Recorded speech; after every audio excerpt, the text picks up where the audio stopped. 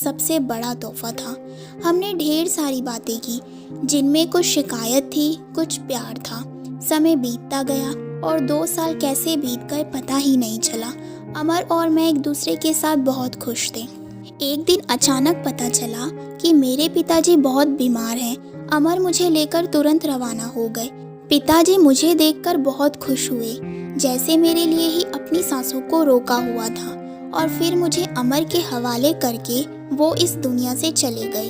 भीगी आंखों से अपने पिताजी को विदा किया। अब मेरा सब कुछ अमर और उसका परिवार ही था।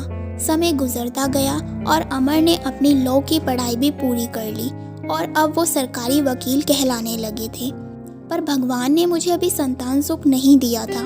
अभी तो सासू माँ दबी जुबान में मैं बोलती थी, पर धीरे धीरे उन्होंने अपना रुख कड़ा कर लिया।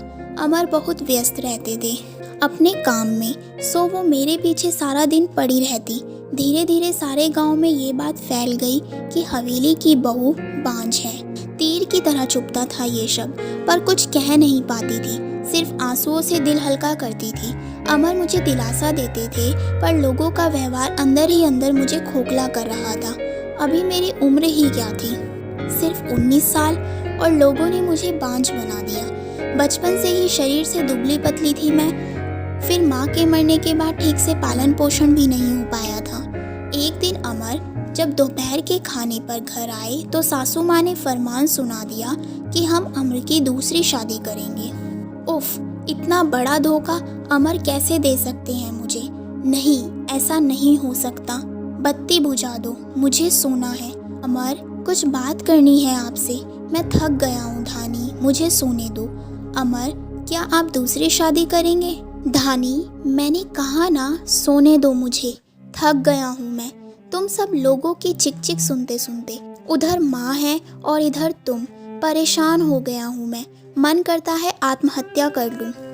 नहीं अमर, ऐसा मत कहिए। धानी ने अमर के मुंह पर हाथ रखते हुए कहा, आपके अलावा अब कौन है मेरा? धानी करवट लेकर सारी रात आंसू बहाती रही, और जब सुबह उठी तो एक टूटी हुई औरत बनकर, जो मजबूर होकर हर चीज से समझौता कर लेती है।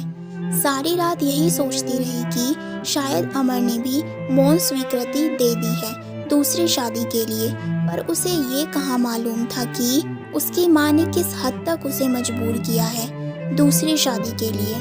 1 महीने के अंदर ही अमर की दूसरी शादी गेंदा से हो गई।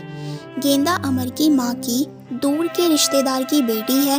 धानी अपना सामान उस पीछे वाले कमरे में रख ले, आज से गेंदा इस कमरे में रहेगी अमर के साथ। सासू माँ ने हाथ नचाते हुए कहा, कैसे छोड़ दूँ ये कमरा? नहीं, ये मेरा कमरा है, जिसे जहाँ जाना है जाए। पर फिर ख्याल आया कि वो ब्याह कर इस घर में लाया था। जब वही मेरा नहीं है तो ये कमरा कैसे मेरा हो सकता है? ऐसा सोचते हुए आंखों में आंसुओं का सैलाब उमड़ पड़ा। सिंदूर की डिब्बी और कुछ कपड़े लेकर उस कच्ची मिट्टी के कमरे की तरफ बढ़ गई। सामान एक कोने में रखकर खिड़की पर बैठ गई और उस आम के पेड़ को देखते हुए उसको निहारने लगी। इसे कुछ कम हो जाएगा, किस्मत कहूँ या कुछ और, कि आज मेरी हालत भी इस पेड़ की तरह हो गई है। अकेला बेसहारा जैसे ये अभी तक अपने अस्तित्व को बचाने में सफल रहा है। क्या मैं इसकी तरह अड़िग और मजबूत रह सकूंगी, या फिर किसी कमज़ोर लता की तरह मुरझा जाऊंगी और अपना अस्तित्व खो दूंगी? नहीं, ऐसा नहीं होगा। मैं मजबूत रहूंगी। जब ये बेजुबान पेड़ सबसे लड़ सकता है तो मैं क्यों नहीं? अपने विचार श्रृंखला से बाहर आते ही मैंने अपने आप को संभाला और हर स्थिति से लड़ने के लिए तैयार किया। दिन गुजरते गए और मैंने घर के कामों में अपने आप को व्यस्त कर लिया।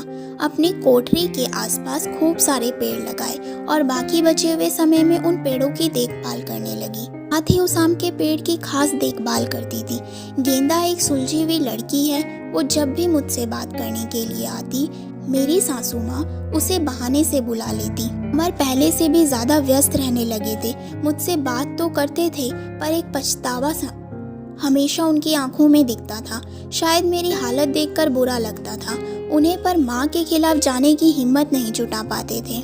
गेंदा के दिन खुशी से गुजर रहे थे और मेरे दिन बस गुजर रहे थे। और देखते ही देखते वो दिन भी आ गया जब गेंदा ने खुशखबरी सुना दी कि वो माँ बनने वाली है। पूरी हवेली में त्योहार जैसा माहौल हो गया। सारे नौकरों तोहफे बांटे जाने लगे। मैं भी बहुत खुश थी कि चलो अच्छा है अब घर में एक नया मेहमान भी आएगा, शायद मेरी जिंदगी का सूनापन। गेंदा बहुत कमज़ोर थी और उम्र भी 16 साल। उसे बहुत तकलीफ होती थी। अब सासू माँ का आदेश था कि उसकी अच्छे से सेवा की जाए जिससे कि उसकी कमज़ोरी दूर हो सके। सारी देखभाल के बाद भी गेंदा का वज़न कुछ खास नहीं बढ़ रहा था।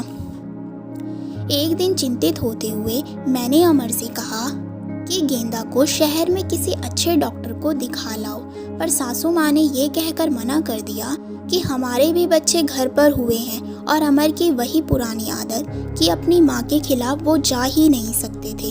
एक दिन गेंदा की तबीयत कुछ खराब होने लगी। उसकी सांस बहुत फूल रही थी। घबराकर मैंने गांव के वैद्य जी को बुलवा भेजा। वैद्य जी ने आकर कुछ दवाइयाँ दी और खून की कमी भी बताई। और जब मैंने अमर को ये सब बताया तो सासू माँ ने मुझे गेंदा से दूर रहने का आदेश दे दिया, ये कहकर कि एक बांझ की छाया भी नहीं पड़नी गेंदा पर। खैर मुझे गेंदा से दूर कर दिया गया और मैं फिर से अपनी कोठरी में अकेली सारा दिन बंद रहने लगी। या ये कहूँ कि अंदर ही अंदर मैं खुद भी डर गई थी कि कहीं सचमुच मेरी वजह से गेंदा को कुछ ना हो जाए। कुछ दिन बाद रात में नौकरों का शोर शराबा सुन के मैं आंगन की तरफ भागी। देखा तो मैदा के प्रसव का समय आ गया था। गांव की बूढ़ी औरतें और दाइयों को बुलाया गया। पूरी हवेली में हलचल का माहौल था। मैंने अमर की तरफ देखा, बहुत डरे हुए लग रहे थे। मैं उनके पास गई और उन्हें थोड़ा धैर्य रखने को कहा। थोड़ी देर में बच्चे की किलकारी गूंजने लगी। हम सभी की खुशी का ठिकाना नहीं था, पर तभी काकी ने बाहर आकर बताया कि गेंदा की कमजोरी और खून की कमी के कारण वो गेंदा को बचा नहीं पाए। बेटी को जन्म देते ही गेंदा का देहांत